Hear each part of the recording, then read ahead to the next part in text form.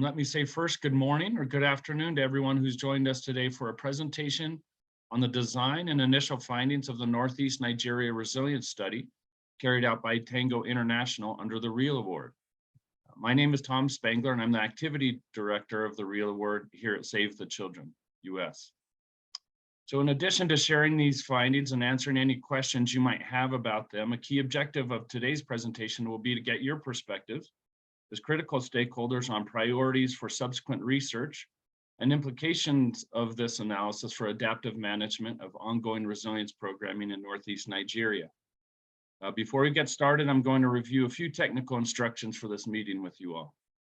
First, if you haven't already, please take just a few seconds to introduce yourself in the chat box. See that some already have. And we encourage you to enter any questions you might have in the chat box during the presentation. Presenters will respond to questions as time allows, and will compile the rest for fuller discussion during the question and answer period near the end of today's session. If you're able, please activate your cameras when you're speaking and keep them off and remain on mute when you're not. Also note that today's presentation and discussion will be recorded, but will not be made publicly available. However, we will be happy to share both the presentation and the slides and presentation slides and the recording for those who are interested but unable to attend today.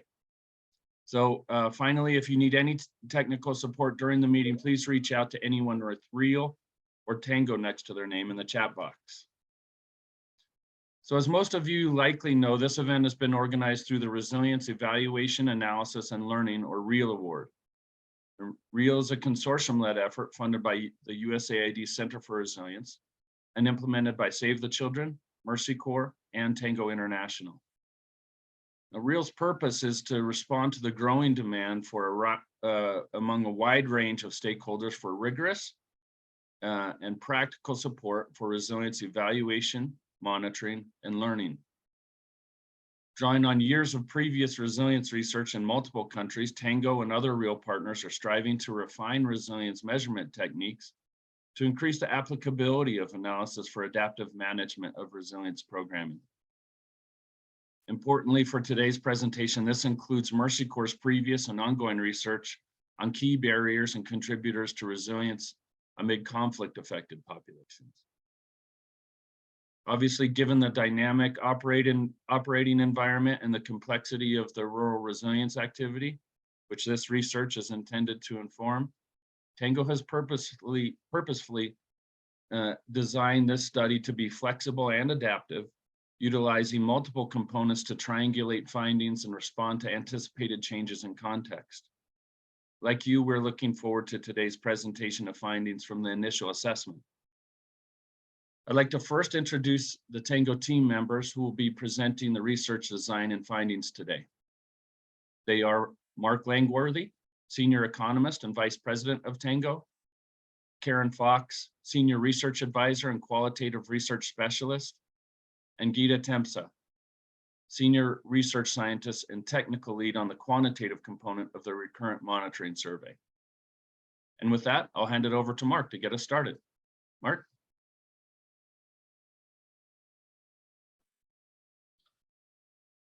Thanks, Tom. Hello, everyone. Yes, what I would like to do now is to give a bit of a background of the sort of the journey of the development of the design of this resilience study in Northeast Nigeria. Next slide, please. Next slide. Yes. Okay. Yes. Thanks. So as Tom mentioned, this study has been commissioned under the REAL Award, and actually started discussions in 2019. So it's been ongoing for a while now.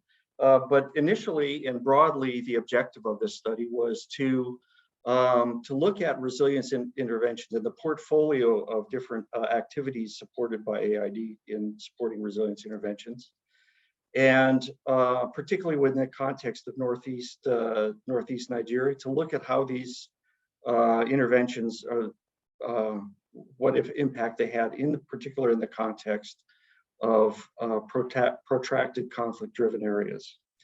So that was sort of broadly the objective of this study, was looking at the portfolio of these these activities, and focusing really on looking at the impact of interventions in the conflict-affected areas. And at the time, when we started this work, there were 3 activities identified as being within the sort of the resilience portfolio in Northeast Nigeria. There was the integrated agricultural activity, which was implemented by ITA, water for agriculture activity implemented by CRS, and the rural resilience activity by Mercy Corps. As I think many of you know who are on this call today, who participated in it, we had a planning workshop in the spring of 2020. And this was the purpose of this workshop was to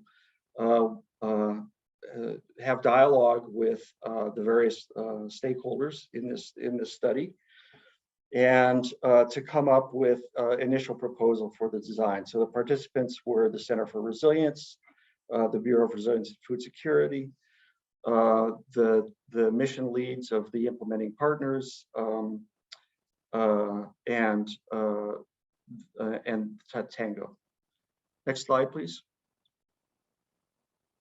So this was a week-long workshop. It was done in distance. It was at the beginning of the COVID pandemic, so that was a bit of a challenge. But I think in spite of that, it was quite a useful activity. We had a lot of engagement from all of the stakeholders, and a lot of discussion about sort of identifying the research questions and the methodology. And broadly speaking, the research questions that came out of that workshop were looking at really sort of identifying what were the key kinds of resilience capacities that were being most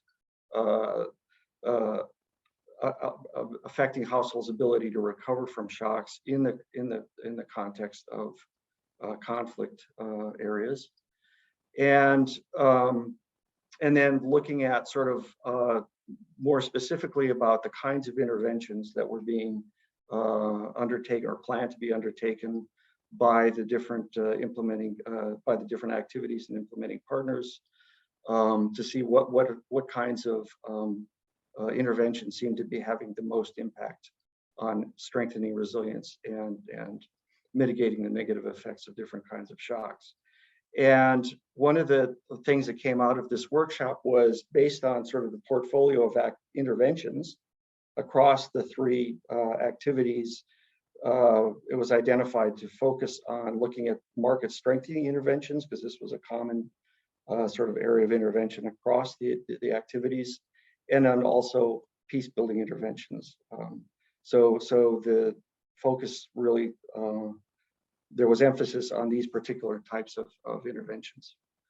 The initial methodology that was proposed was, mixed method, so incorporating both quantitative and qualitative data collection and analysis. And the quantitative component was designed as a quasi-experimental design, where we would be collecting information in the baseline, and that, sort of pre and post intervention at different points in time. And then we were also going to identify treatment and control groups. So that was the initial agreement on the overall design of the methodology to address the research questions. Now, as we went through this process and then started to really sort of move ahead on the design, a couple of critical challenges. One was that we came to really fully understand that the timing of the different activities was different, and while the RRA activity, Mercy Corps' activity, was beginning implementation, the other 2 activities were already well advanced. So this sort of created a challenge to design a study looking at the overall portfolio, since the two of the activities were already well into their intervention. Another sort of big challenge was that the security situation continued to be worse, and then also obviously the COVID pandemic was another sort of layer of uncertainty that really restricted the ability to think about a sort of a fixed design where we would collect information, the same data at different points in time and in the same locations. So those were some challenges that came up. Next slide, please. Now there was actually a bit of a gap in time after this workshop, where a number of developments sort of stopped the progress of the activities for a while. And then in July of 2021, AID provided a sort of a proposal for a somewhat different set of research questions. And the change of focus was in part to look at the impacts of resilience programming on comparing it on displaced and host populations, and within that context, focusing even more on the peace building as a component of the market development interventions, and also the integration of humanitarian assistance with development activities, and in particular in the context of humanitarian activities around supporting the COVID-19 pandemic. In addition, there was discussion at this point about a change in the methodology. And for various reasons, the idea of the formal sort of impact evaluation design was dropped, and the shift to focus to more of on the quantitative side, performance monitoring, sort of tracking changes of different conditions in the populations in the project area, and then a much more emphasis on qualitative analysis to understand the reasons for these observed changes. Another change that was really emphasized during this time was to try and make this study much more helpful, meaningful, relevant for policy management decisions.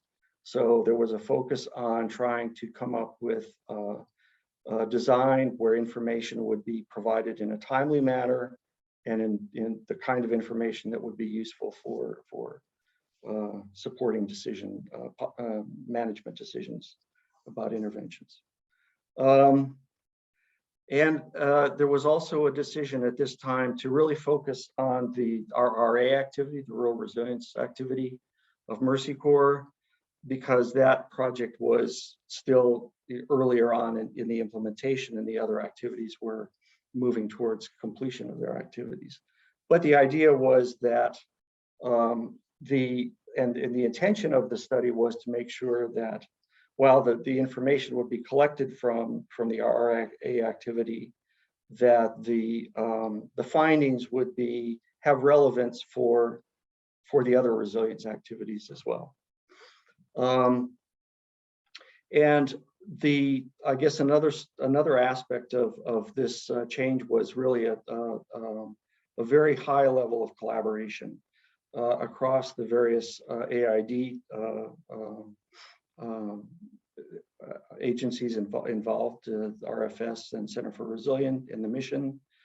And then also we've had sort of very ongoing interaction with Mercy Corps, with the RRA project staff, for a couple of reasons. One is to really make sure that we're collecting information that is relevant for the project management, and also as we moved into the details of the design of the study, to make sure that this design is sort of incorporated the conditions and the reality of the project implementation area.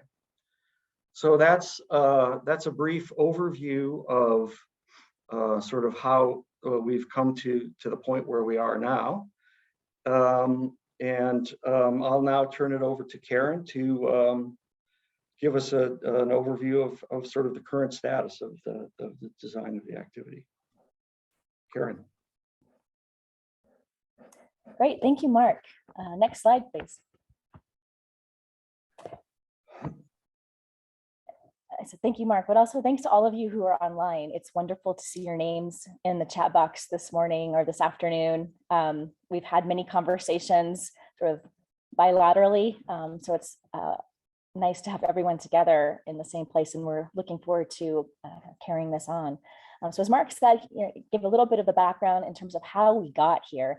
So just a brief overview of the RRA program, keeping in mind, as Mark said, that our research is grounded in the RRA program because of the award cycles of the other Feed the Future activities in the Northeast region.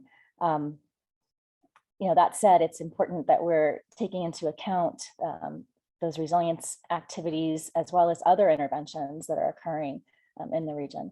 So RRA itself, 5-year program focused on market systems development.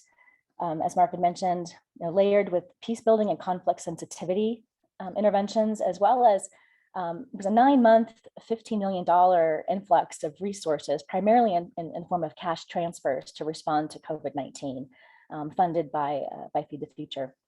The prime implementer is Mercy Corps, together with the International Fertilizer and Development Center, as well as Save the Children. The overall goal of the project is to facilitate and protect. We've highlighted those as 2 important components of the resilience intervention, to facilitate and also protect economic recovery and growth in vulnerable conflict-affected areas. So next slide, please. So here we have a slide that just lays out the push and the pull activities that are specific to RRA, but also common among our market systems development activities. So both stimulating market growth at the higher level, as well as helping to build the capacity of households and communities to take advantage of those market system opportunities, particularly through connecting them to value chains. RRA targets a set of commodities, including cowpea, groundnut maize. So it's really trying to provide the types of services, including financial services, financial training, transport opportunities, agricultural extension services at the community level, coupled with working with private sector partners to build the capacity to provide services in the Northeast in areas where there may not be a lot of incentives to invest in that region. And again, coupled with the short-term humanitarian assistance, as well as a conflict sensitivity component, which is really just rolling out now in year 3. Some conflict sensitivity activities were initiated earlier on, primarily through those private sector partners in a do no harm type of approach. I think the cash transfer component of the activity really brought to light the importance of transparency and community engagement in targeting at the household and community level as well.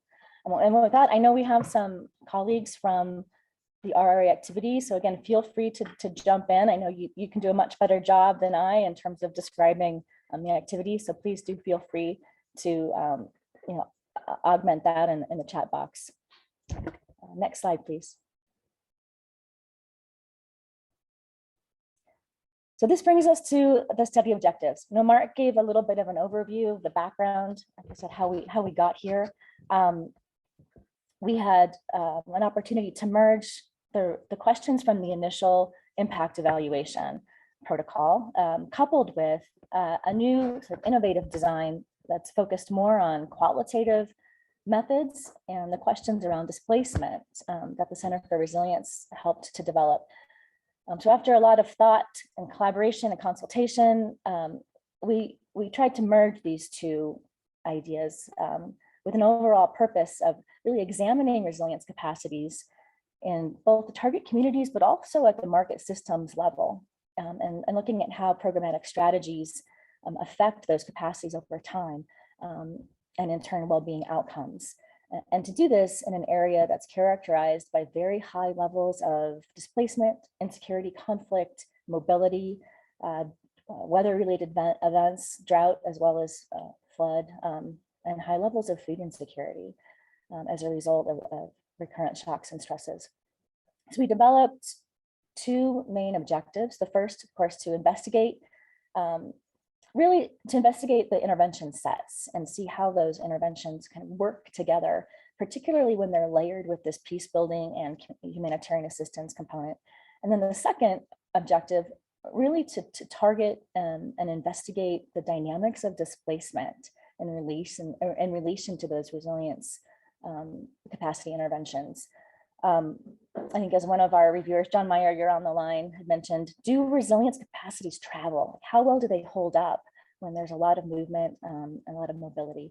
You know, over all of these years, as many of you on this call have been a part of the studies in the Horn, in Southern Africa, Asia, that have given us a large body of information and evidence around resilience capacities and outcomes. And here we're really trying to focus on investigating those questions in the context of displacement. Next slide, please. So in light of these two objectives, we came up with two sets of research questions. The first really focusing on, again, those intervention sets. What are the clusters of interventions that work together or don't work to strengthen resilience capacities, again, particularly when layered with that cash transfer component, as well as the conflict sensitivity and peace building that's built into the design. And our second set of research questions on the next slide. And here again, we're targeting and really focusing in on investigating those dynamics of displacement. So how do these questions that we ask in our resilience studies play out in that context? And in this case, we're trying to understand both the drivers and the patterns of displacement, relations between host communities, IDPs, people living in camps or in host communities, as well as the market system itself. How does displacement and conflict really affect the functional capacity or the functionality of a system?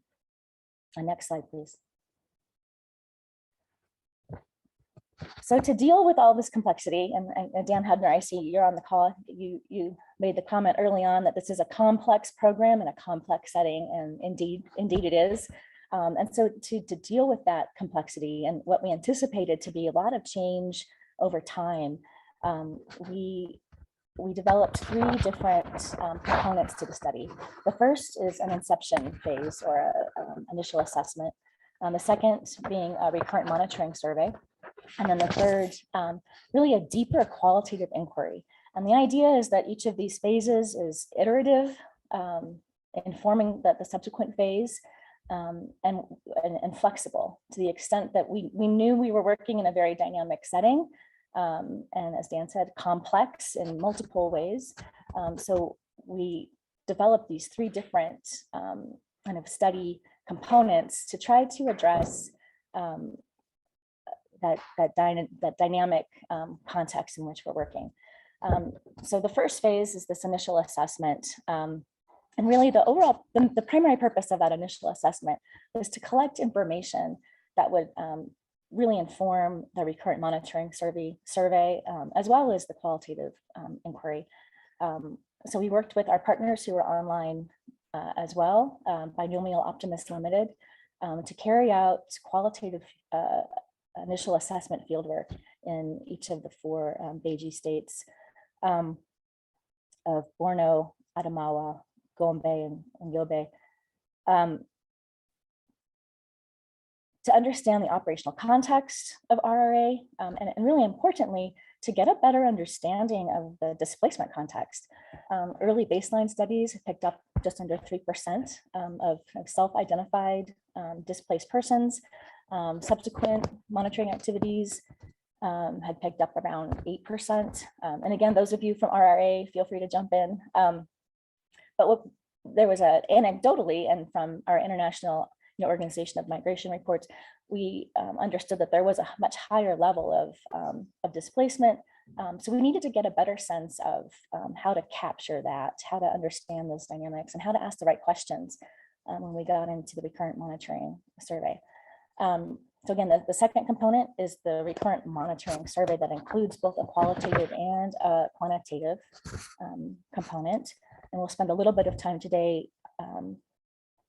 describing that in more detail, since it's a major component of the study intended to be collecting information at 4-month intervals over about a 14-month period of time, with a qualitative component to be able to contextualize the quantitative measures of change that we're going to be assessing at the household and community level.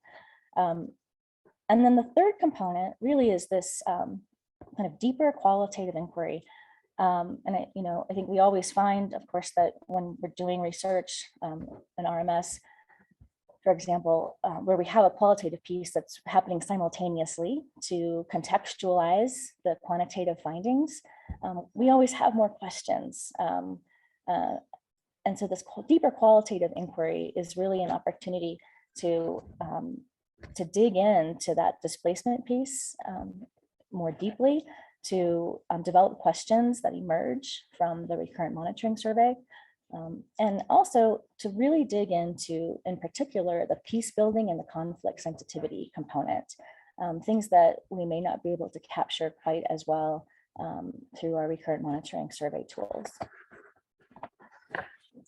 Next slide, please.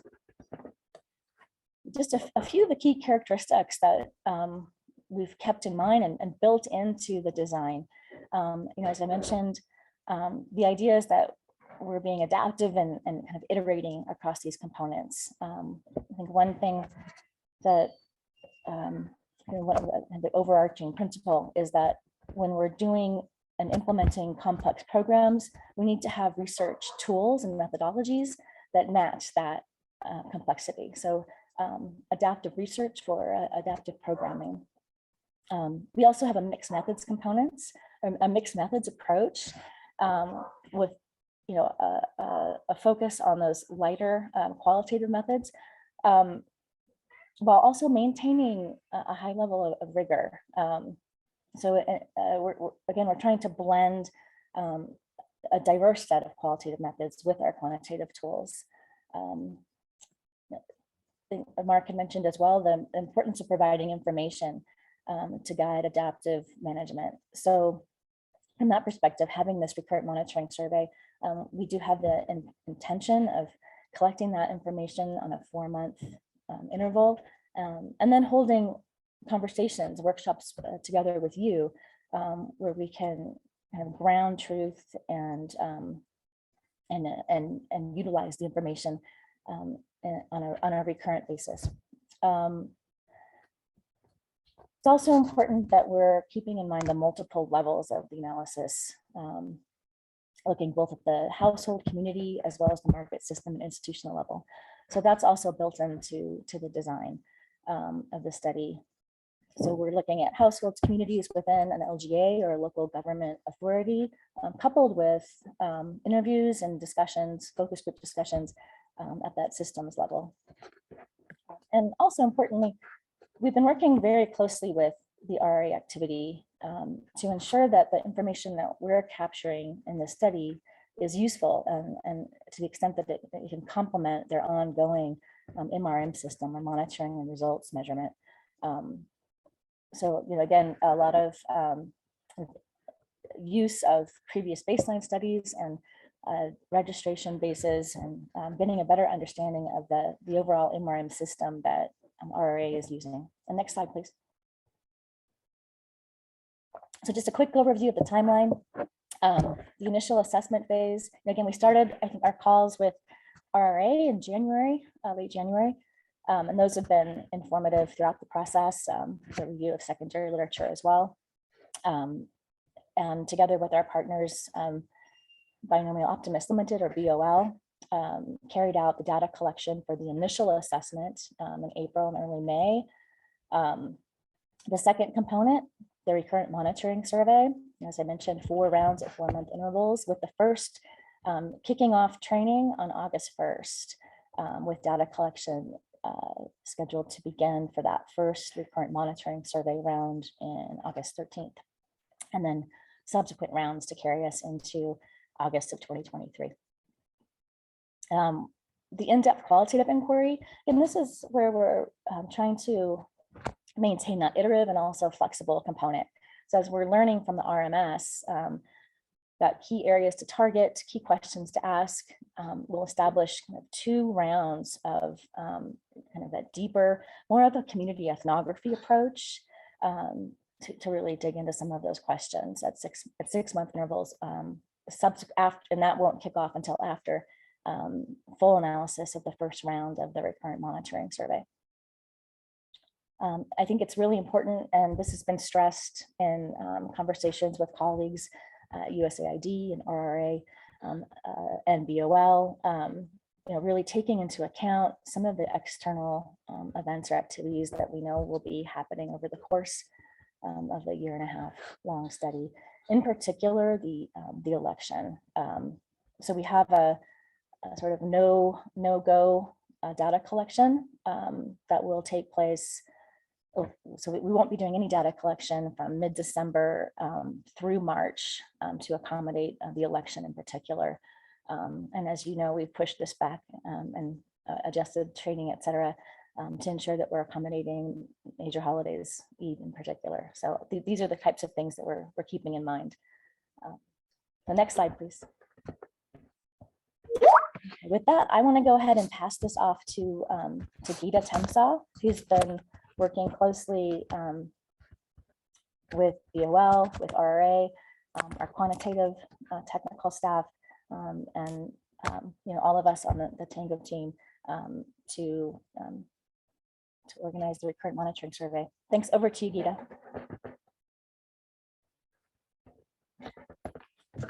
Thanks, Karen. So in the next few slides, we'll give you an overview of the RMS, its design, and the data collection tools to give you a sense of what to expect, and also to keep that in the back of your mind as we go over the findings from the initial assessment, to think about ways that we can continue to refine those tools. As Karen mentioned earlier, the Recurrent Monitoring Survey includes a quantitative and qualitative component, in which data will be collected over 4 rounds in a 14-month period for a panel sample of households and communities that are representative of the RRA areas. And each of these rounds, of course, the first round has been informed by the inception phase and the initial qualitative assessment, and will continue to be refined with each round as well. And the goal here of the RMS is to capture key questions, to capture information to be able to address key questions around resilience of households and communities that are experiencing conflict and insecurity in this displacement setting. We're also building in an additional focus on assessing market systems characteristics as well as market system resilience. And again, we're taking here this adaptive design and implementation approach, and we're working very closely with the RRA team, USAID, and our local partner, BOL, to customize the questionnaires as well as refine the sampling design. Next slide, please.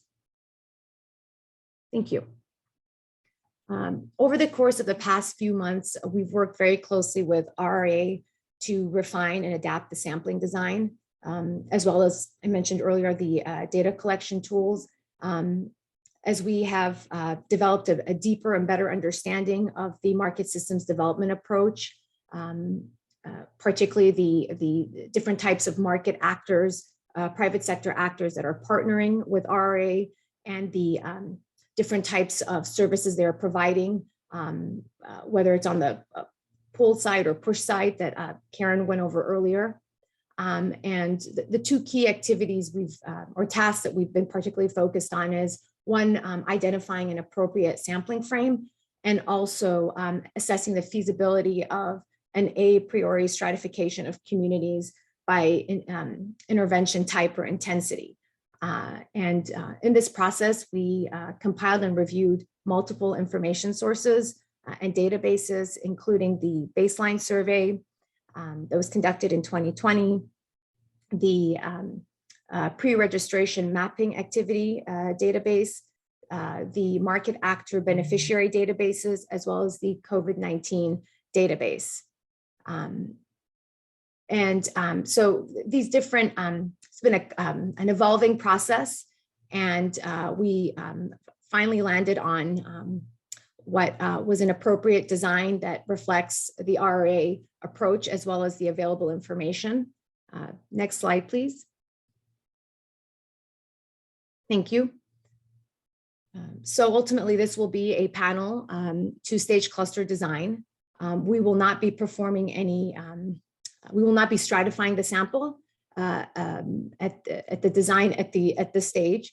Instead, we've determined that it would be more appropriate to do an ex post stratification, if you will, where we at the analysis phase, where we can disaggregate results based on self-reported information from households in terms of perhaps the types of programming activities that they participated in or receipt of COVID-19 assistance. So that will be done at the analysis phase. But what we will be doing is collecting information for 1,020 households across 22 LGAs and 31 communities. And that will ultimately, our sample and our results will be representative of the MSD approach, but not the overall population. And this goes back to the sampling design. Essentially, where we landed was that we would use the mapping activity as a basis of the sampling frame, and clusters were selected using PPS methods based on the size, based on the number of registrants, rather than the overall population size or total number of households. So in that regard, our sample is going to be lean more heavily towards those communities that are more stable, that have more thriving markets, or markets that are recovering. And that again does represent the RRA approach. The household and community questionnaires cover a range of topics that are needed to calculate the resilience indicators and indices. And so in addition to those standard questions, which we made sure to customize the response options to reflect both the displacement context and the specificities of these communities, we also added RRA specific types of questions or response options to capture those linkages to input markets, output markets, and other pull push activities. And we can unpack that a little bit. Next slide, please. Thank you. For those of you who are not familiar with the resilience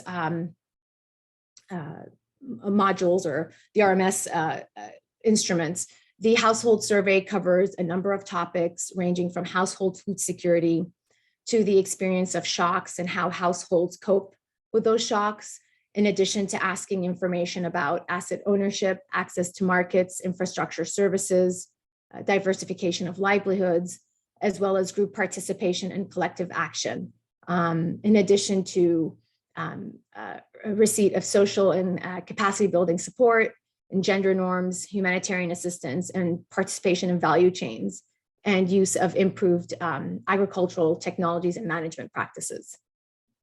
Next slide, please. The community survey is intended to capture more of those system levels, characteristics, or factors that influence the resilience of households. So here we're gathering information on the characteristics of the community, including availability of key infrastructure and services, the availability of community groups and social support, as well as government and NGO safety net and emergency programs. And we also here fitted the community survey with specific questions that are intended to capture those market strengthening activities that we know RRA is targeting. Next slide, please. So here we've tried to summarize kind of those bins or categories of RA specific survey topics that we integrated into the household and community questionnaire to be able to capture those market strengthening activities that we know RA is implementing through its private sector partners. So for example, we have we're gathering information on the availability and use of financial services, because we know this is a key area where RA is working through its partners to extend access to financial services. We're also collecting information on linkages with output markets or the use of output services.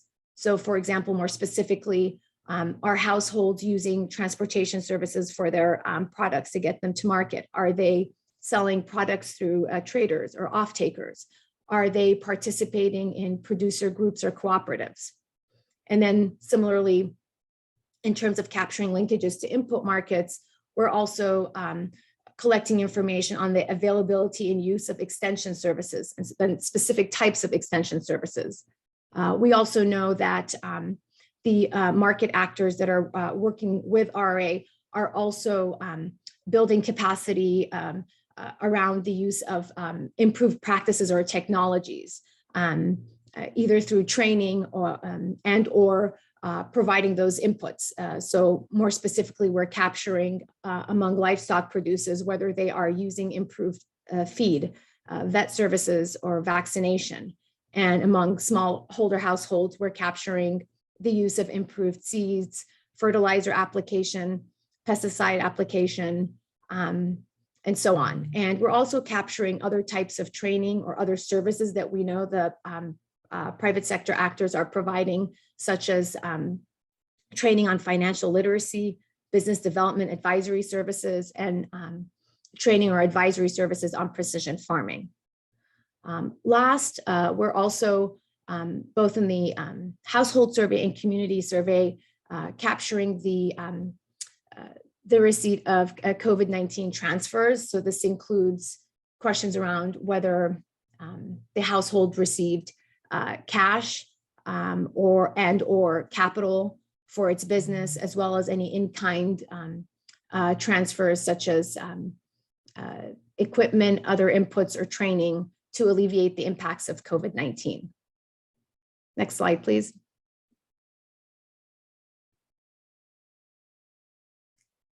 In terms of the qualitative design or methodology, we're using a proposive sampling strategy where we will draw 12 community sites from among those clusters that have been sampled for the household survey. And of course, to avoid respondent fatigue, we're going to ensure that we interview a different set of study participants from those that participated in the quantitative survey.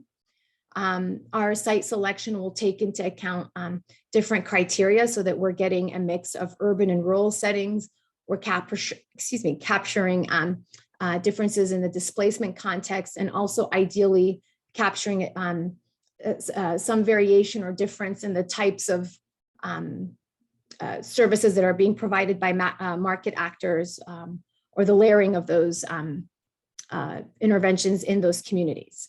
And we also want to make sure to capture different market system actors as well at the LGA level. The qualitative component will include focus group discussions that will be conducted in alternating rounds with 6 sites in each round, as well as key informant interviews that will be conducted at the community, and systems level. And here the participant profiles include smallholder farmers, livestock producers, owners of micro and small medium enterprises, and agro-processors. We're also looking at government officials, village agents, and program staff. Next slide, please. Okay, well, this takes us back to you, Karen. Over to you. Great, thank you, Geeta. In the next section of the workshop today, we'd like to present an overview of some of the key findings that emerged from this initial qualitative field assessment.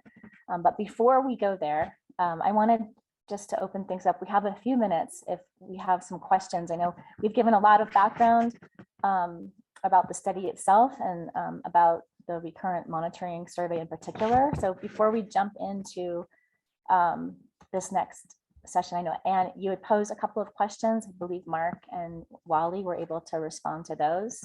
But are there any additional questions just about the overall study design at this point?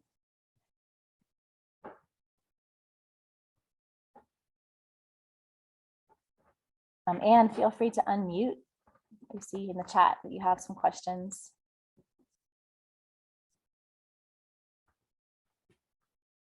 So particularly about tracking and maintaining the panel design in light of conflict and displacement.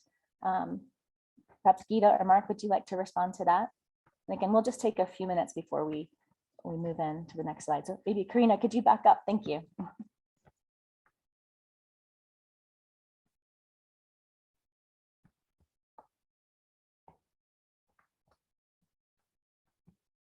And just as a note, I think as Tom had said earlier, we're doing our best to respond to those questions in the chat box directly.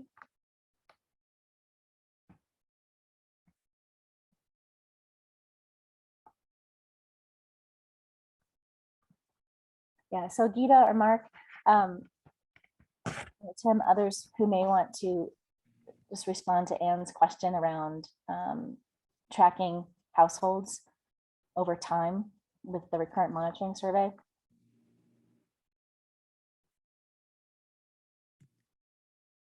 Karen, this is Gita. We are collecting, as part of the listing exercise, telephone numbers. So cell phone numbers for the household. We're also collecting GPS coordinates. We know that there can be challenges with both, but that should help us. And this is a common strategy that is used in RMSs in other countries and contexts. And Stephanie or Mark, Tim, please feel free to add to that.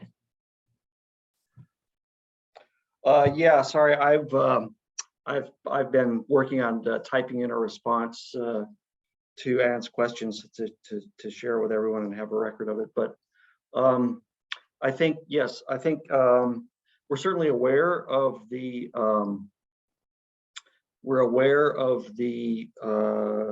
challenges that we're going to face in sort of maintaining this panel design.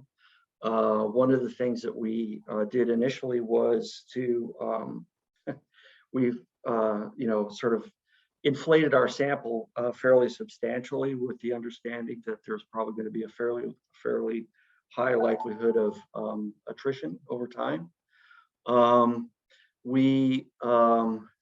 then as Gita had mentioned, we are going to be collecting phone information. I think one of the things that we hope to perhaps be able to do that could be a bit innovative, given that we have phone contacts, is that we can, at least to some extent, continue to conduct interviews with households, even if they have moved through phone interviews. That's something that we're considering as an option as well. But then I guess the other thing that I would say is that while we have not done RMS or sort of panel design studies in exactly the same context that we're going to be finding here in Northeast Nigeria, but we have had actually pretty good experience in being able to maintain pretty high low levels of attrition, I guess to say. Yeah, so I guess that would be my initial thoughts on your first question. And then your question about if this, the bias towards stable communities, what about displacement objectives? I think this is where, this is a point where we sort of had to, let's say, manage the design to address these sort of two somewhat different questions that we're addressing. One is sort of to understand the impacts of the RRA interventions, which were, initially designed not really explicitly about around working with displaced populations, but just working with a population that they, that exists in their in market catchment areas where they work. And so I think I would say that the RMS component, the quantitative RMS component, is really more designed around those questions, around understanding the market development system of RRA. But then the displacement, as Karen mentioned, that's really going to be addressed more. That'll be the focus really of the qualitative assessment.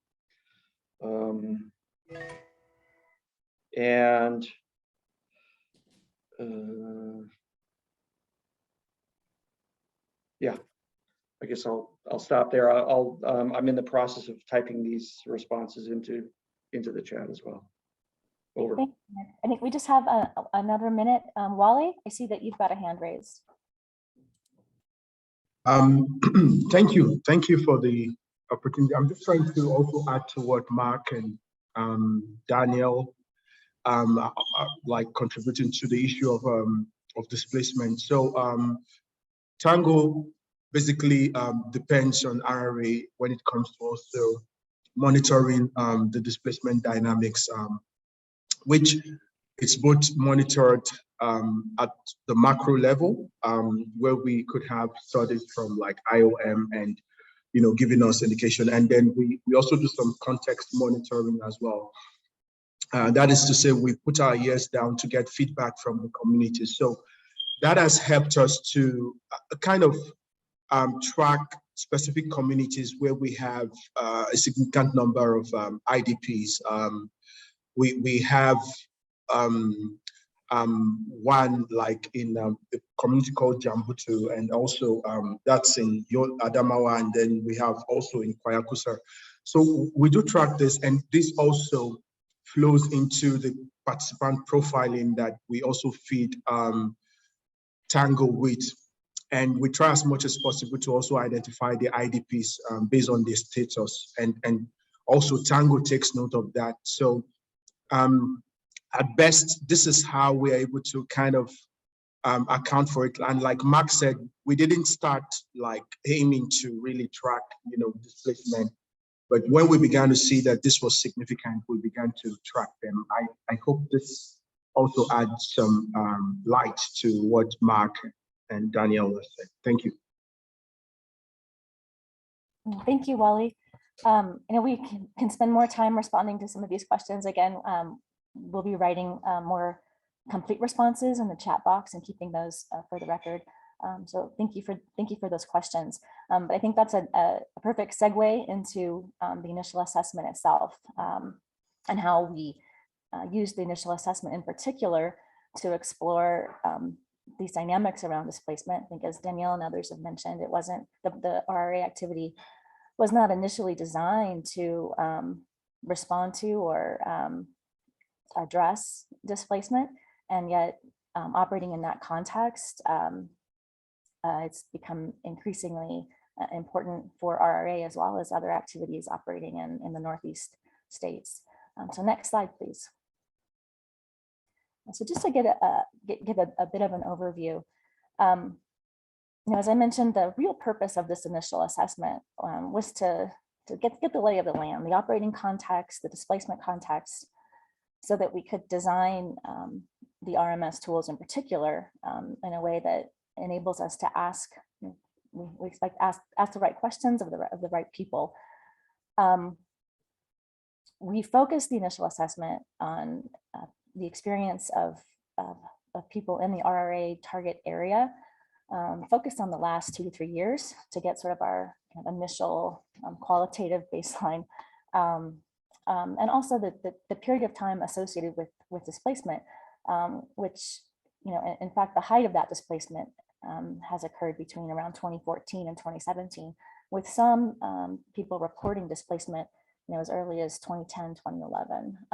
So part of this is to try to have a working definition of what displacement means in this context.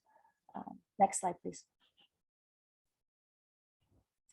So we purposefully sampled, together with input from RRA, areas where we expected to see higher levels of RRA activities and interventions, because we really wanted to get a sense of what interventions are occurring and how are they working together.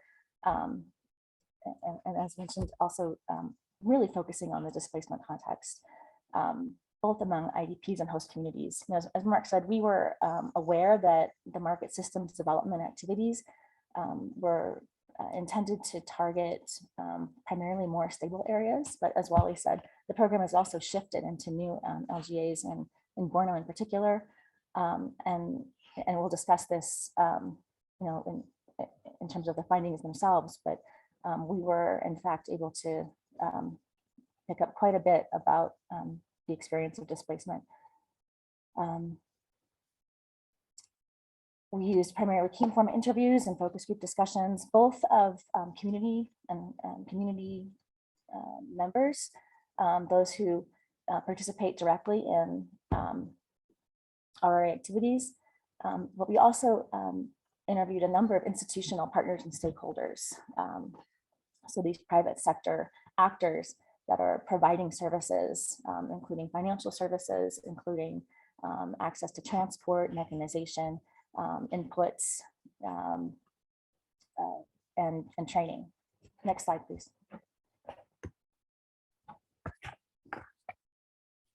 So this just gives you an overview of where we went and how many people we were able to talk to. And again, together with our partners on the ground, Binomial Optimus Limited, we had a team of 4 researchers and a supervisor in each state, and those researchers were recruited from those areas, speaking the language, understanding the cultural context, and experienced qualitative researchers, such that they could manage the security situation and ensure that they had appropriate access and entry in the areas that we selected for this study.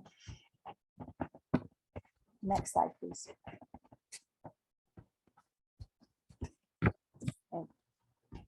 Before jumping into the thematic areas, I just wanted to highlight again, as we mentioned, we knew that we may have some challenges to identify and interview displaced persons. And so to some extent, this initial assessment was somewhat biased toward that, to the extent that we focused the sample both in sort of a capital LGA in each of the states where we expected to see a lot of displacement, and that those areas are primarily receiving areas for displaced persons, and then also more rural areas where we may find host communities and others that are participating in the RA activities. We included those focus group discussions and key informant interviews. Again, I think trying to just get a sense of the intervention mix and what people are participating in. Because of the stigma and sensitivity around displacement, we added an additional sort of small small focus group discussion slash large key informant interview, because we recognize that there's a tendency to not self-identify or maybe not discuss issues around displacement because of the stigma. So we held interviews with groups of 2 to 3 individuals who were willing to participate and share their experience of displacement. And in the end, in addition to those key informant interviews focused on displacement, we had quite a mix of displaced persons, host community members in all of the focus group discussions. So we had a mix of LGAs and even to some extent different states represented in terms of that mix, and also a mix of Muslims, Christians, some traditionalists in terms of their religious makeup. So we had quite a blend. I just wanted to touch on that, the composition of these groups before we move into the assessment findings. So again, we're going to be giving just a high-level overview of again, what we investigated in this initial assessment, including the shocks and stresses, food security impacts, what are the livelihood dynamics and what's changing, particularly with the influx of IDPs. How are people responding at the household and community level?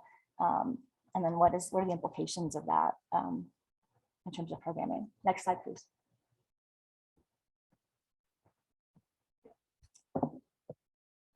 Before we jump into the findings, we also wanted to pose these questions. As Tom had mentioned early on, part of what we would like to achieve today is providing you with some of the background information that we've collected, but then also hear from you. So these are some questions that we'll come back to for the last half hour of our session. We're curious to see if these findings resonate with you. Anything surprising, why or why not? And do you find the findings valid from your own on the ground experience? And then, as I said, we will be, we have tools that have been developed and circulated for the RMS, but we are adapting and refining those, particularly with input from this initial assessment, and your input is critical for that as well. So again, we'll come back to these questions. I just would like to pose them here to keep them in the back of your mind as we're discussing the results of the initial assessment. Next slide, please. So across all communities, the primary shock and the trigger for movement and relocation was across the board conflict and the insurgency, which I said was at the height 2012, 2017, 2014 in particular. And this initial trigger led to a number of downstream and secondary triggers. People had to abandon their farmland, and in many cases were not able to kind of access that even upon return, if in some cases they attempted to return to their home communities. Lack of transportation, a real loss of livelihoods. The data suggests that the majority of people who did relocate as a result of conflict and insecurity had been farmers, and then lost that livelihood.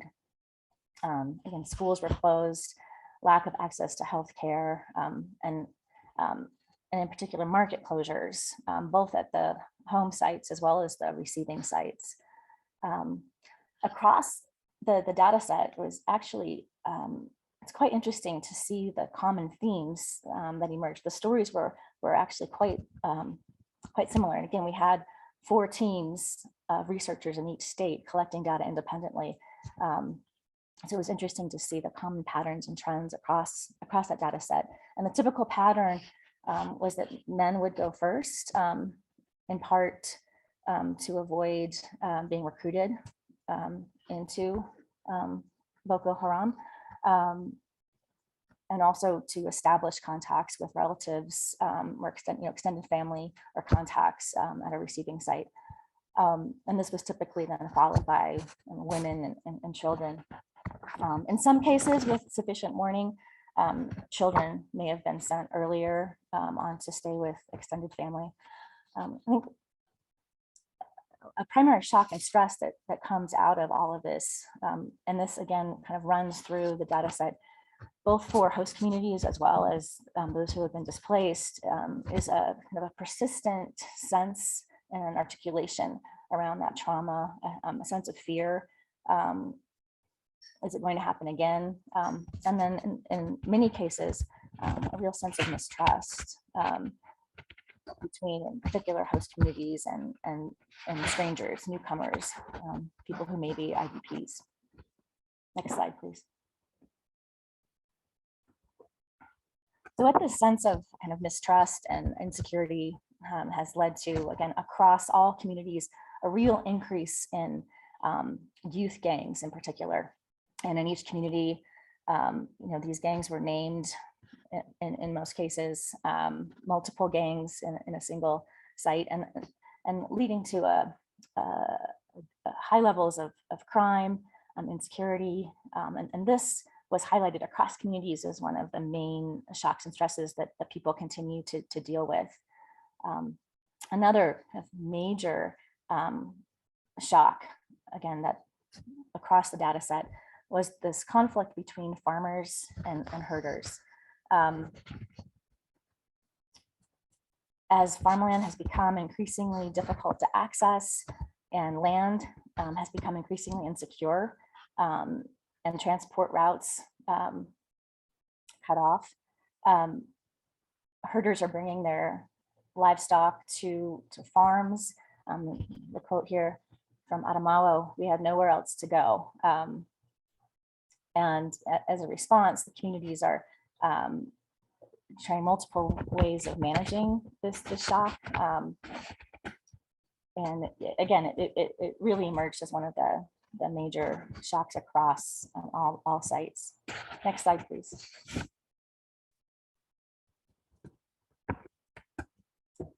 The second major shock, again, was COVID-19.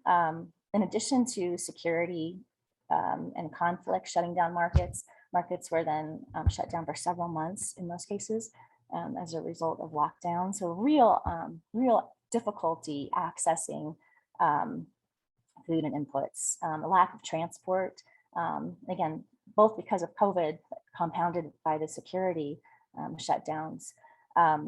Businesses closed, prices went up. So the market shutdowns, again, both as a result of COVID and insecurity, had a major impact on people's ability to access inputs. In addition, one of the primary constraints, in addition to food, is the access to fertilizer, which is constrained, in some cases controlled by military. So farmers are doing their best to transport fertilizer in small quantities, particularly during the dry season where it's not quite on the radar screen. Another major stress across all sites was access to water, a real stress and a real shortage around water, whether it was boreholes, limited access within communities, boreholes being shut down, and a real expense around accessing water, and that many people are having to purchase that. Within the climate shocks, we did see evidence of drought, but we also, in multiple sites, there were reports of floods. So another major weather shock to keep in mind. Fertilizer prices increasing, and that's attributed in part to the insecurity and COVID, but also Ukraine being one of the main supplier of fertilizer. I mentioned the military restrictions on movement of urea that is perceived to be used to make explosive devices, and therefore farmers are having a great deal of difficulty accessing fertilizer. All of this leading to fuel price increases, fuel shortages, in part attributed to the Ukraine crisis.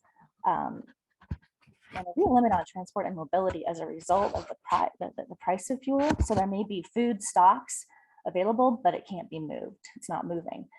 In addition, people are finding it increasingly difficult to move. The military, for example, in some places has limited access to motorbikes, because that's perceived as one of the main mechanisms for movement among insurgents. Next slide, please. Again, all of these shocks and stresses have had a major impact on people's ability to access food and other kind of basic goods. I mentioned the reduced access to farmland. This is a major shock in the sense that IDPs in particular, moving to a new place, particularly they're not inheriting land. To access farmland, they have to rent, and those prices for rent, land rent, or crop sharing continue to increase. And where land is particularly scarce, many IDPs who may come from a farming background are no longer able to pursue that livelihood. And I also mentioned the reduced access to inputs, seeds, fertilizer in particular. And then all of these, again, led to an increase in food prices and prices of just basic goods and inputs. Next slide, please. So ultimately, again, there was a great deal of discussion about changing livelihoods. I mentioned most IDPs reporting farming as their primary livelihood strategy prior to displacement. And many IDPs are trying to continue with that livelihood, but that's constrained primarily because of lack of land. There's also a lack of kind of male labor on those farms, as among youth in particular, finding that youth are forming gangs, as I mentioned, and many of the women in our focus groups and key informant interviews described being left to manage any kind of farming on their own. One of the key points that struck us, and this was in multiple communities, was a shift away from collective farming as one example of collective action. So where traditionally communities would work together, kind of a rotating system of farm labor. As IDPs moved into communities, there was a breakdown of collective farming in host communities as well, because of a lack of trust. So a number of newcomers to a community no longer maintaining those long-standing traditional social networks that enabled this type of collective action. So a shift there that's simultaneous with a shift toward kind of what they're referring to as large scale or market-based farming. We did not collect information on land size. What we did see was a general description of large scale being really more of a shift from subsistence farming into more commodity targeted farming. We mentioned that RRA in particular is focusing on cowpeas, groundnuts, maize, and so we're seeing that shift represented in the data as well. Another big change is growing crops in both the wet and the dry season, whereas previously it was primarily in the wet season. An introduction of more vegetable type crops, cabbage, etc., during the dry season in particular. Overall, there is a widespread increase on non-farm activities. And to some extent, this is really a sign of income diversification. Most households reported having multiple streams of income. Next slide, please. But it's really most of the discussions that were had with focus groups and key informants indicated a widespread reliance on water sales, firewood collection, sewing, unskilled labor. Next slide, please.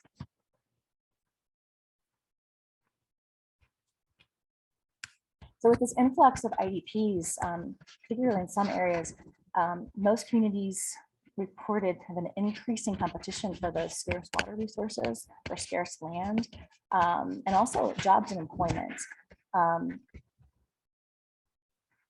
One of the interesting findings was that in areas where IDPs are still living in camps, there tended to be less tension and less competition, because in those communities, IDPs are being provided with food, with water, with healthcare, and that's reducing the tension between hosts and IDPs. One quote from the data is, when the IDPs came, there was tension and competition for resources because most settled in the community, but that competition decreased with relocation of IDPs to camps. because they had their water source, their toilets, clinic, and school in the camp from Borno, but representative of what we saw across the data set. And this is important in part because in Borno and what we're seeing or what we're anticipating in other states is the government closure of camps. So the question really, in areas where those camps exist and the tension is decreased, when IDPs return or then sort of integrate into the host community, those resources are going to become increasingly scarce and increase competition and lead to that further breakdown of collective action. Let's see, sorry, the slide's a little unclear, but I wanted just to highlight something that we saw in various communities. Not only, so this issue of competition definitely came out in many communities, but in other areas we saw more of a harmony or more of a kind of mutually beneficial relationship between IDPs and hosts. In some communities, the focus groups reported that they're actually welcoming and appreciate having the IDPs come because it increases the services to their area. And it also increases kind of their knowledge and learning. So as I mentioned, most of the IDPs that we interviewed came from a farming background, and they brought those crops and those techniques to their host communities. And in some cases that switch also from the wet only to the wet and dry season and the introduction of new crops. Multiple communities reported on what they've learned and how they've adapted their own farming systems in response to the information and the learning and observations they've made from IDPs.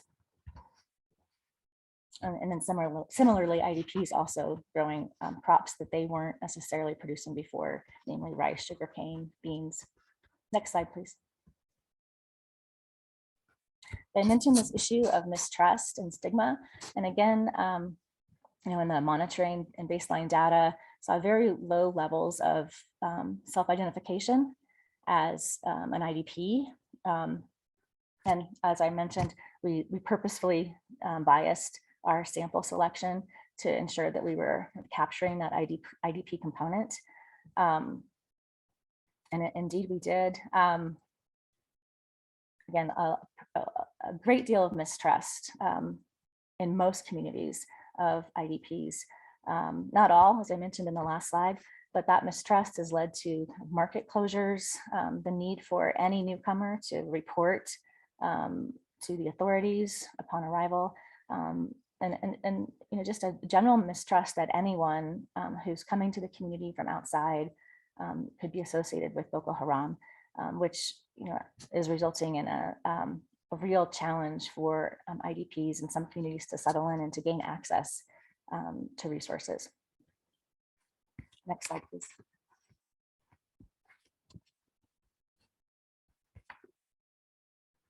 So here we'd like to just touch briefly on some of the household and community responses.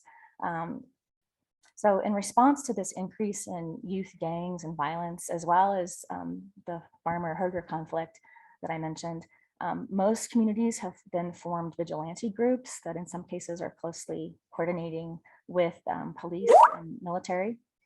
So there's a great sort of local security apparatus in all of the communities we interviewed. One of the main coping responses with regard to the increase of prices and the lack of access to food and farm land is reduced food consumption. And across communities, we heard reports of providing meals only for children and perhaps eating leftovers if there were any, people reducing consumption to one meal a day. And this is particularly heightened during those market closures. In some communities, we're seeing a sharing of both food and also non-food items. And in a number of communities, descriptions of hosts sharing what they have with those IDPs and with those newcomers. I mentioned the diversification of livelihoods into non-farming activities, particularly low or unskilled labor. There's also a real reliance on both formal and informal channels to obtain information about market prices and security. So together with the vigilante groups and just information networked across communities, there's a lot of informal information sharing. One interesting thing also that emerged is this real shift in perception around gendered work. A quote that all work is important, not only men can farm. So as more men are engaged in labor, unskilled labor, as well as, and again, the reports of men joining youth gangs or vigilante groups and becoming less available to work farms, et cetera, has led to an increase of women engaged in those activities where previously they may not have. And also observations of what IDPs are doing, which may be in some cases more women farming than one would have seen in the host community. Next slide, please.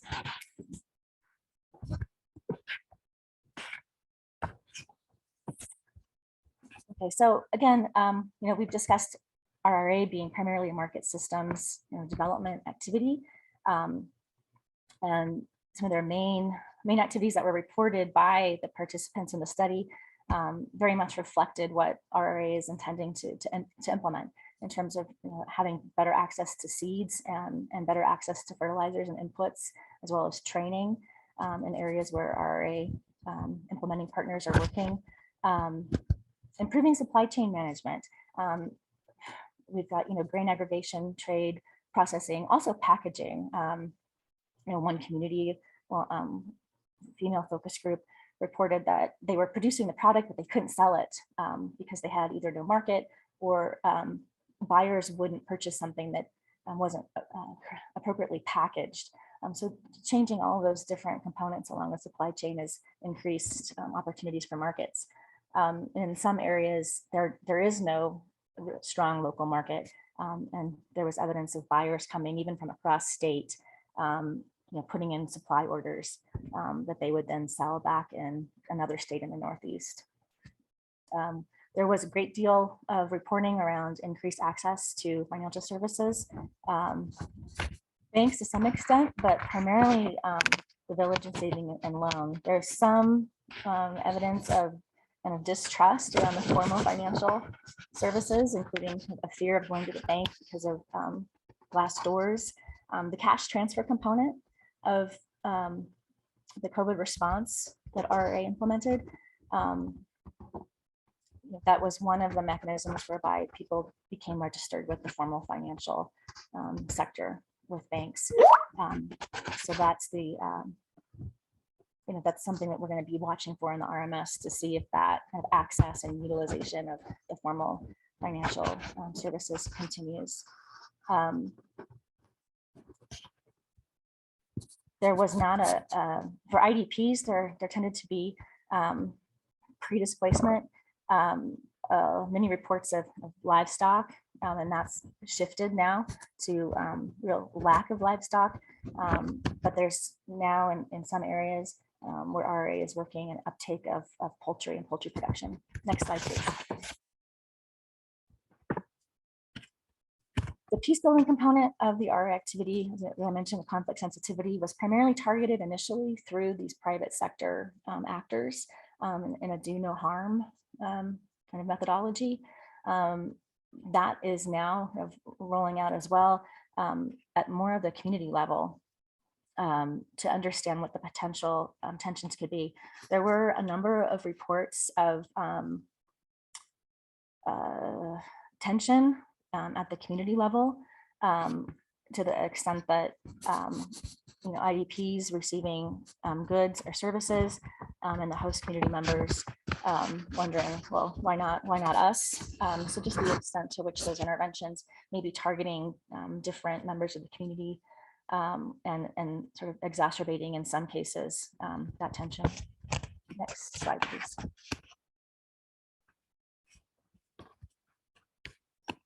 So again, where RRA's implementing partners or private sector partners are providing services, there was definitely across the board a statement that they benefited from access to improved seeds, fertilizers, and as well as training, and that increased yields.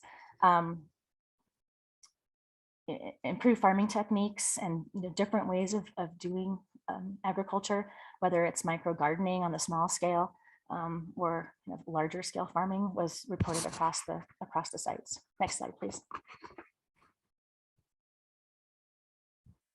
And I already discussed these linkages with the financial institutions. So it's having access to the savings or developing a community group, but also a real increase in financial literacy. So a better understanding of what savings can do, and an increase in, particularly from the key informant reports around saving to deal with the next shock, or saving to be able to meet basic needs. So a lot of those saving groups were using that money to provide to pay for emergencies, in particular, to be able to send their children to school, to be able to cover the cost of an illness. Let's see, next slide, please. A great deal of reporting for those who received the cash transfers of how beneficial those cash transfers were. And again, the question was, well, what were the cash transfers used for? The primary responses were around the purchase of farm inputs to start or expand new businesses, to improve their products that they may have already been producing, school fees, and interestingly, also just a report from multiple sites that it was, particularly for women, it boosted people's confidence. Next slide, please.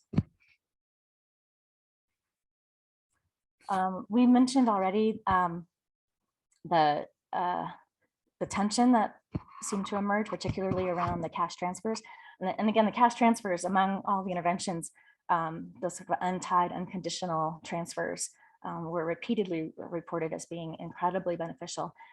In some communities, it was perceived that those transfers were being given only to people who had connections.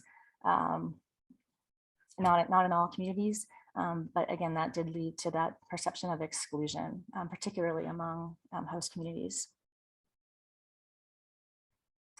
Another question that arose around the RRA interventions, that yes, beneficial, but do we have enough time to see the longer term impacts? Will they endure?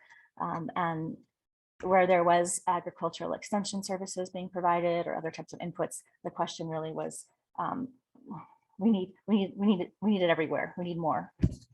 Next slide, please. So I know we're coming to the end of our time here. I want to make sure that we do have ample time for some discussion. So I just want to briefly touch on some of the primary conclusions that came out of the initial assessment findings.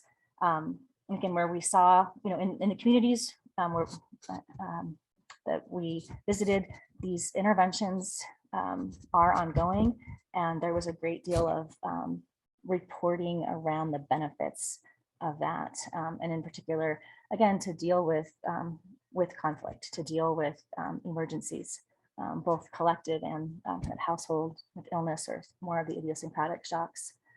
So we did see that in the communities we visited, there tended to be the push-pull activities were working as they were intended to. I mentioned that the short-term cash transfers were incredibly useful and used to meet those short-term immediate needs, but also to really invest in or expand businesses. Because of some of the tensions that we saw emerge, particularly between hosts and IDPs, and the anticipation that there may be a greater influx and more movement of IDPs into host communities as camps close and resources become increasingly scarce, really prioritizing that peace building and conflict sensitivity approach is going to be particularly critical going forward. Next slide, please. So some of the key questions that we also came away with are some of the things that we realized we need to kind of further explore, both with the RMS, but also with this deeper qualitative inquiry, is that kind of dynamic relationship that we expect to kind of be exacerbated as fuel becomes more expensive, as land and water become increasingly difficult to access in some areas.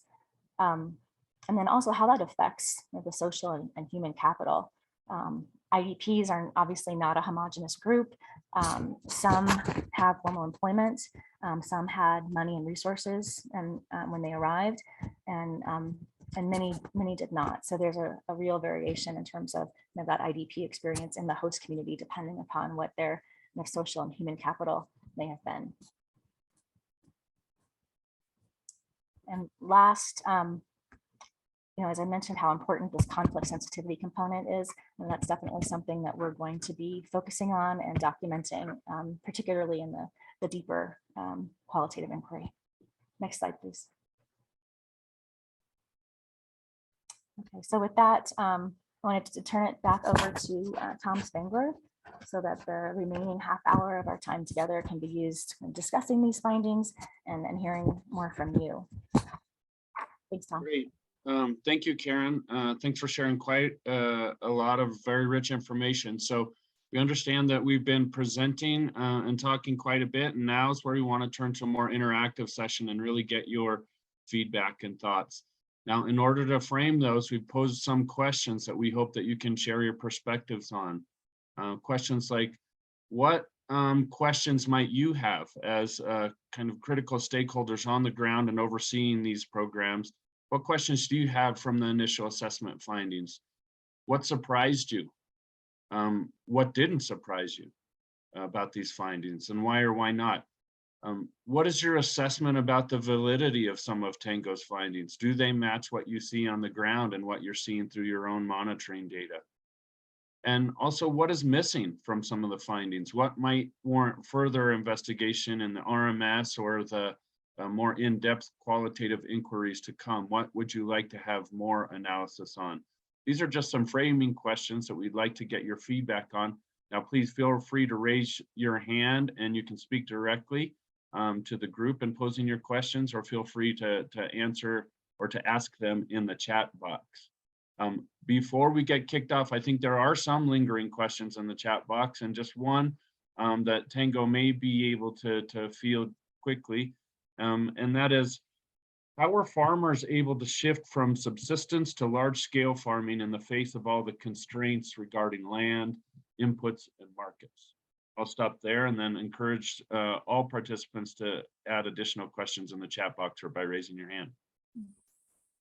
Great, thanks for that question. And I think Charles was able to write a response in the chat box, but Charles is one of the members of our qualitative team. Would you like to respond? Yes, thank you, Ken. So that's a good question. I just wrote a few things in the chat box. I believe some of the ways that we saw farmers shift to large scale is related to the agricultural training interventions that RRA has been a part of. So whereas before they were not using very much fertilizer or improved seeds. So even though this probably was reduced by the challenges around land and the price increases, this is still more than it was before. We're also seeing some interesting shifts in the labor force that a lot of women are now reported working in farming, whereas before it was male-dominated work. Another fact that we saw come up was the COVID-19 cash transfer, which I believe was oftentimes used for farming. A lot of farmers reported that, increasing the amount of seeds they were able to purchase. So this probably also helped alleviate some of the price increases that we saw. Yeah, thank you. Yeah, thanks, Charles. And keep in mind as well that I described our sample, our purposive sample from the beginning. And again, the purpose of the initial assessment was really to get an idea of what are the interventions and who's participating in them. So we did go to places with support from RRA that we'd identified as having kind of the fuller mix of RRA interventions. And what we saw in the data was that people were taking advantage of those interventions and using that to shift into different types of farming. And again, keep in mind, large scale was really, it seemed to be described not so much in terms of land size, but type, so improved, or what people were describing as improved, which was a primary focus of the RA interventions.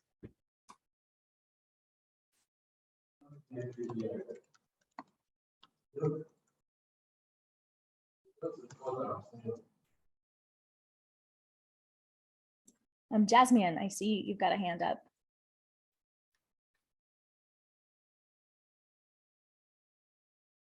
Hello. Would you like to unmute?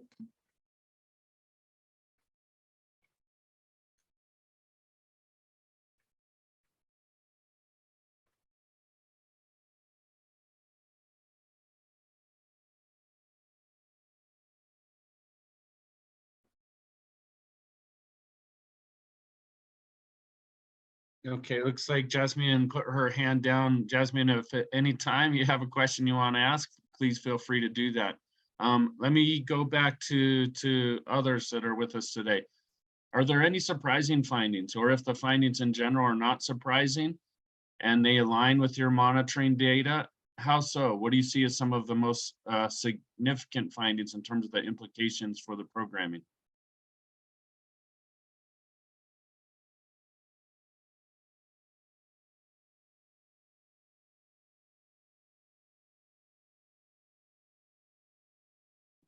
So Maggie, I see you have a hand up.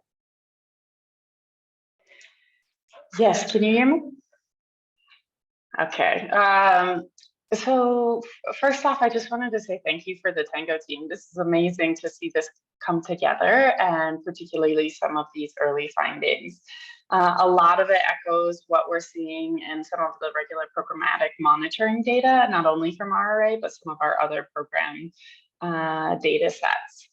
I guess one thing that I would flag that maybe was a bit surprising that might be an area to look into in the future follow-on qualitative discussions is really looking at some of the granularity of these elements across the different contexts. Particularly things like Gombe versus Borno, when you talk about Boko Haram or ISWAP, the dynamics of how that affects the IDP populations has played out quite differently in each of those places. And some of the origins and some of the particular conflicts that are more dominant in different states might have similar root causes, but we see that the maybe proportion of a type of conflict looks quite different across some of these areas. So it may be an opportunity to look into. And similarly, I wonder if there's space to look into some of those gender dynamics, particularly in agriculture. Perhaps it's different across the sub-geographies, or it's different in terms of where they're participating in the value chain.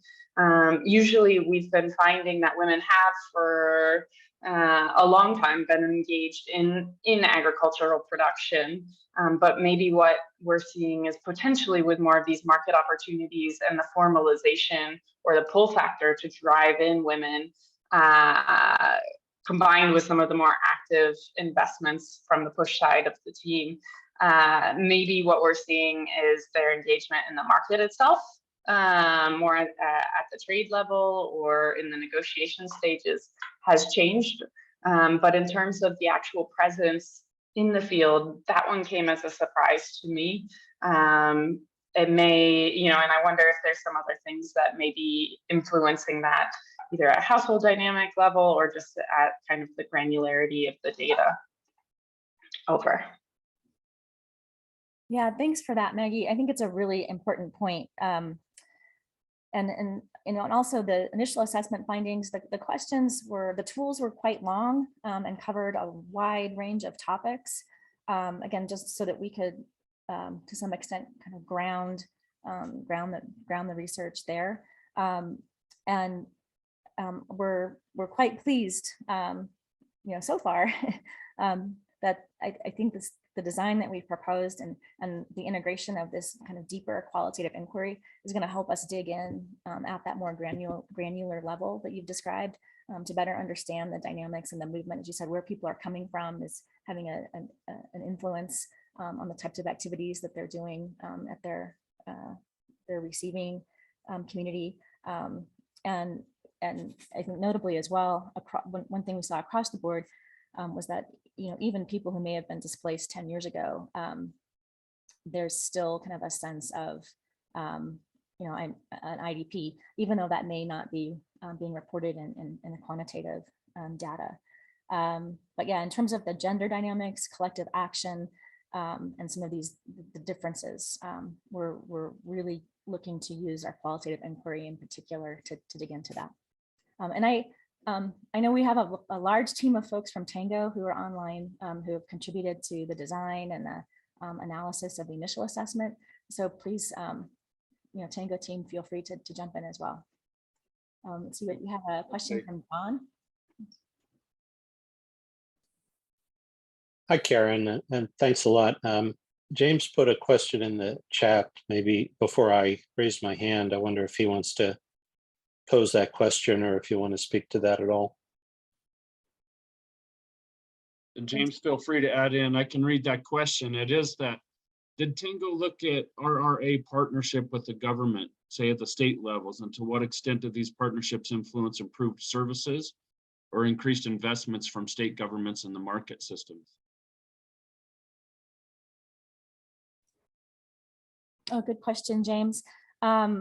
And I think that's another area that we can dig into more fully. And we're looking at ways to do that with the recurrent monitoring survey component, the qualitative component as well, and having some kind of multi-sectoral stakeholder consultations at the systems level. Some of our key informants did include government representatives. It was primarily a mix of the community level leaders, but also program staff, but in particular representatives of primarily the private sector implementing partners, as well as some government stakeholders. So I think the relationship with the government is something that we can look into, or we need to look into more fully. But in areas where RRA has been focusing on its market system strengthening with government counterparts, namely ag extension agents, et cetera. The report was that, for the most part, those relationships were strengthening capacity to provide services.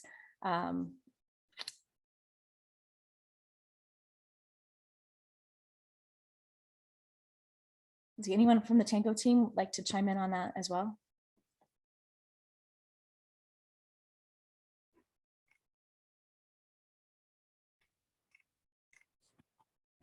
Okay.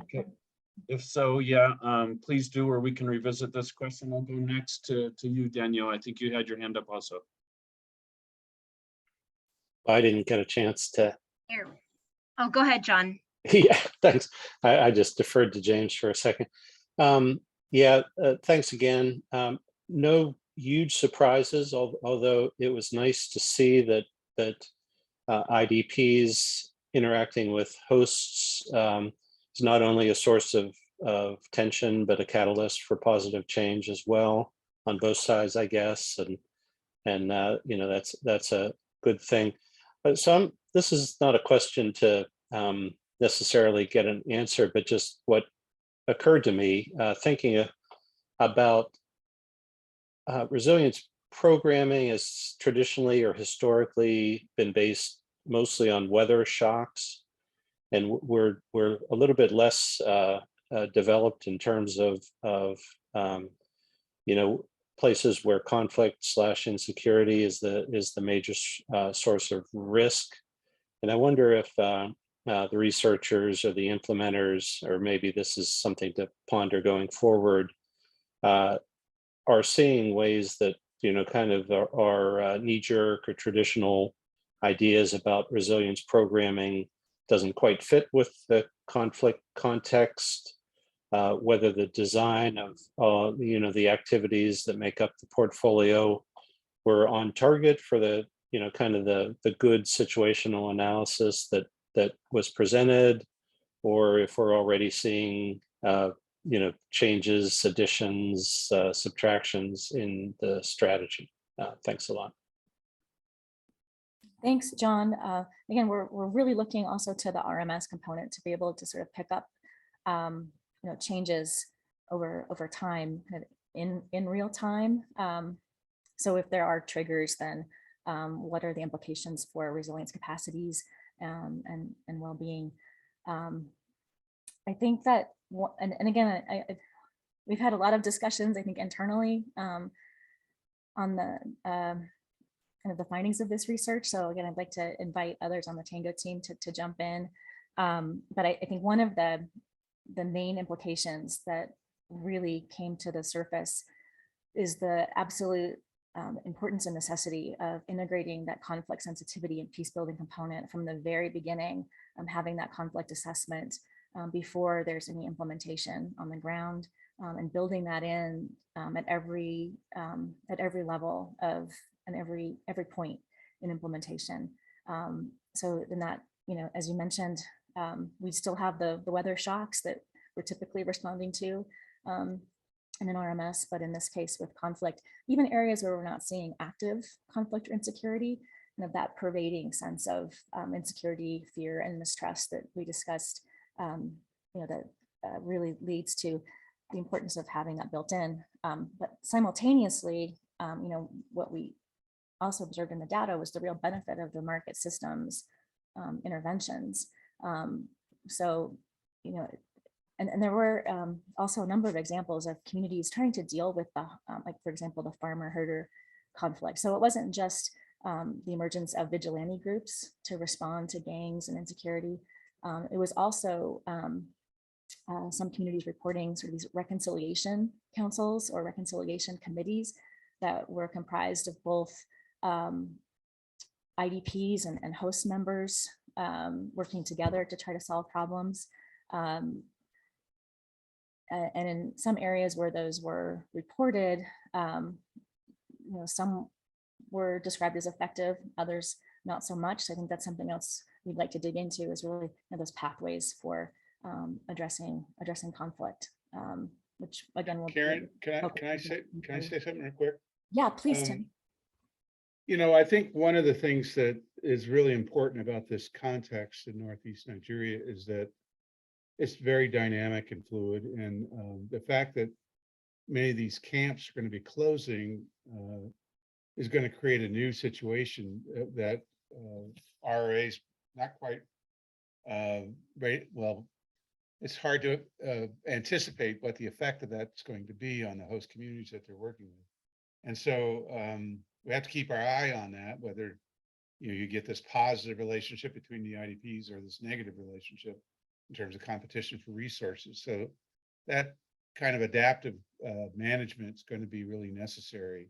This conflict situation presents as different than you would normally see in just a climate change type shock that they're experiencing. So I think we have a chance to really learn as the situation shifts, how can we adapt to it more effectively?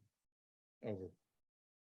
Okay, thank you, Tim and Karen. I'm just mindful of time and seeing that we have a few raised hands here. We'll get as many responses to questions as we can. As always, feel free to add those questions directly into chat. I see John has now dropped. Thanks for answering that question. Danielle and Jasmine, I think you were next. And Daniel Hudner, we see your question in the chat also. But first I'll turn to you, Danielle. Thanks, Tom. Thanks to the Tango team for synthesizing all of this. I know there's a lot here to dig into.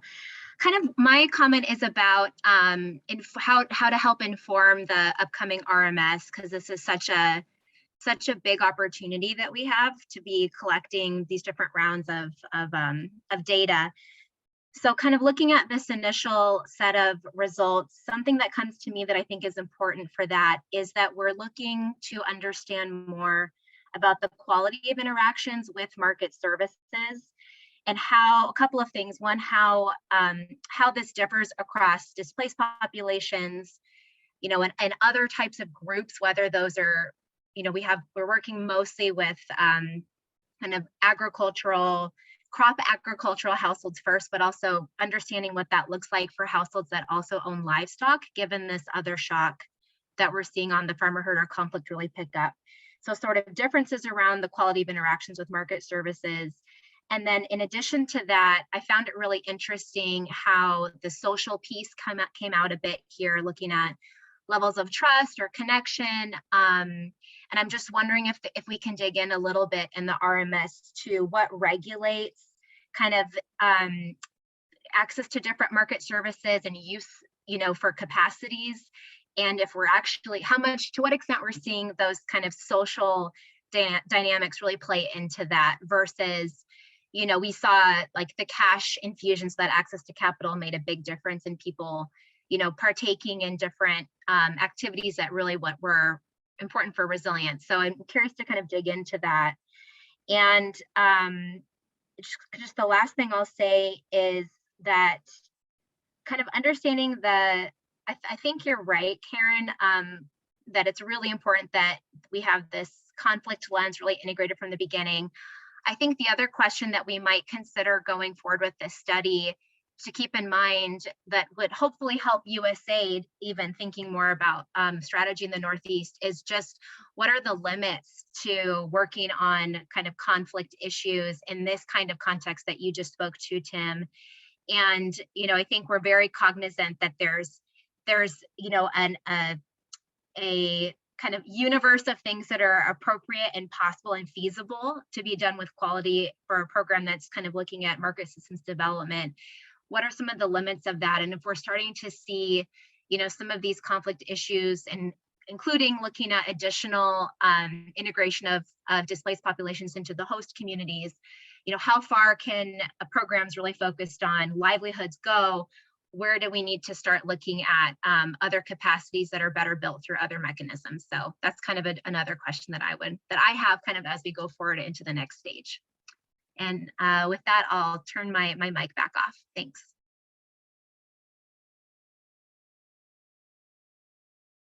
Thank you very much, Danielle. All really important considerations. I'm sure Tango has questioned as well. Tango team, you want to respond briefly?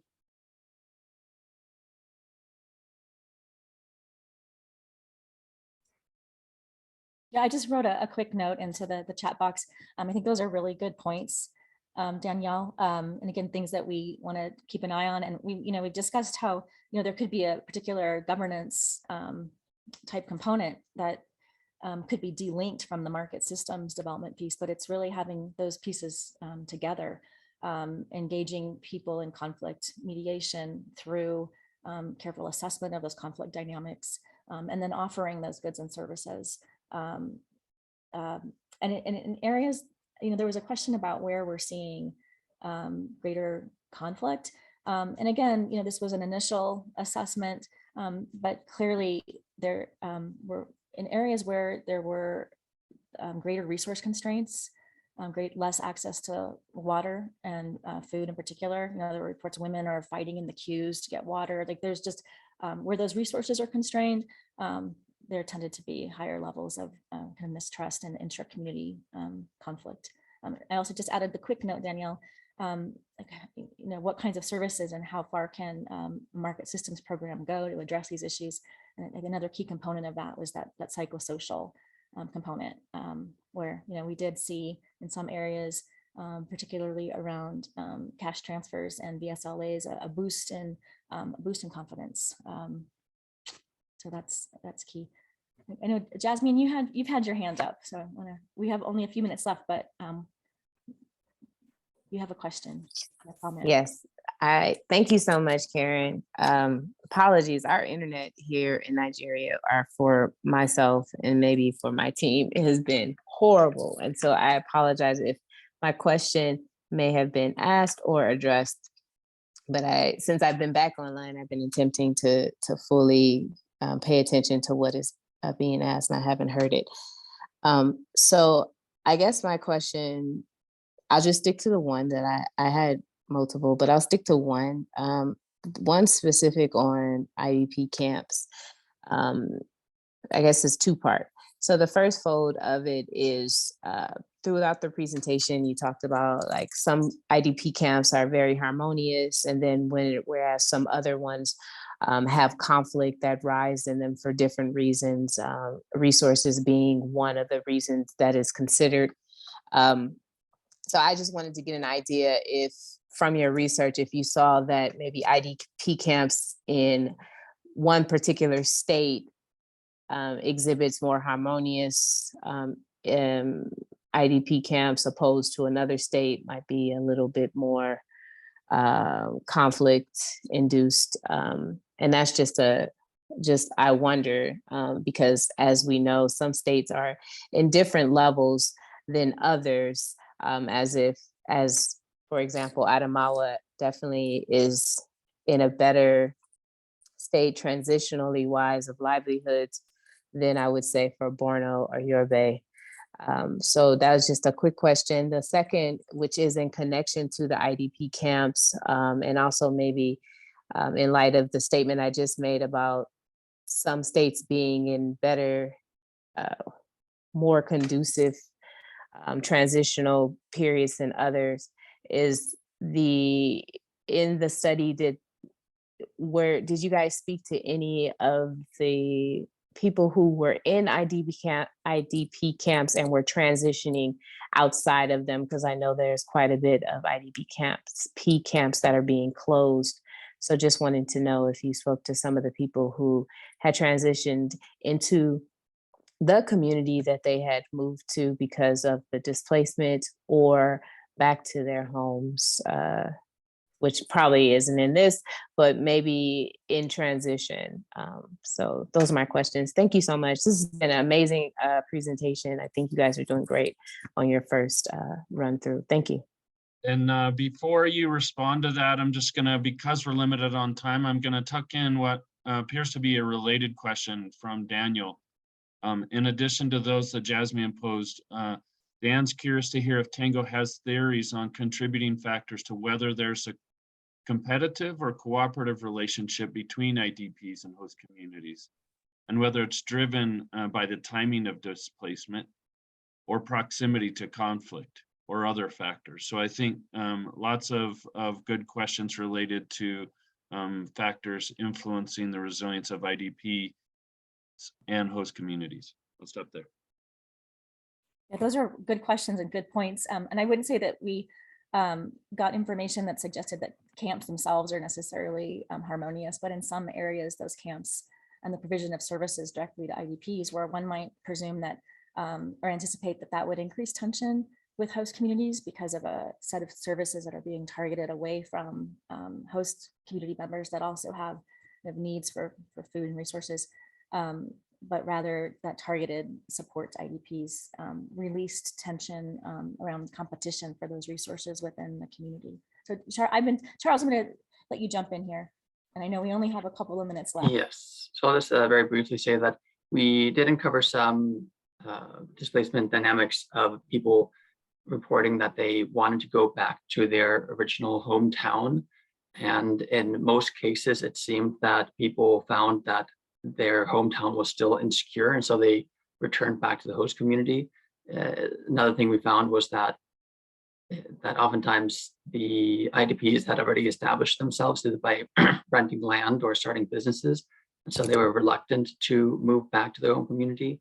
As far as the geographical context of what we discovered, we did see that, yes, Adamawa tended to have a bit of a warmer reception of IDPs versus, just double check, yeah, Borno was a bit more constrained, and some of the relationships that we were uncovering was around, in some cases, like in Adamawa, the community leader served an important role in almost like vetting displaced people, or again, as Karen mentioned before, forming these informal committees between displaced persons and the host community resolve some of the issues.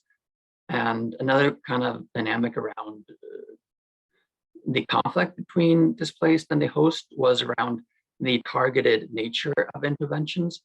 And this varied greatly from focus group to focus group and area to area.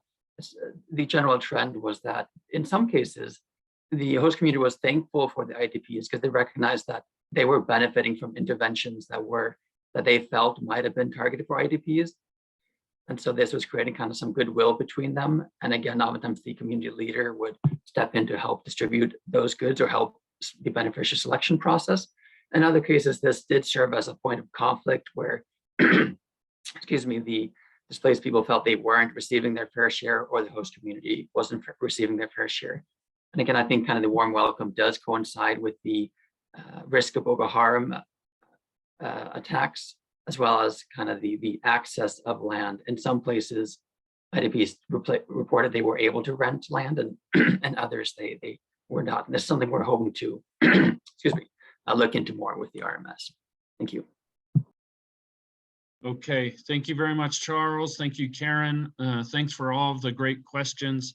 I know we're already over time, so in the interest of time, I'll just lay out, in terms of next steps, we will certainly be facilitating similar ground truthing and feedback sessions after each round of the upcoming RMS and the in-depth qualitative inquiry. So very much appreciate your participation in those events also. In the meantime, if you have questions or further kind of feedback, please don't hesitate to share those either directly with Tango, or you can send them to the administrative email for Rio, and we'll make sure that Tango gets those questions as well.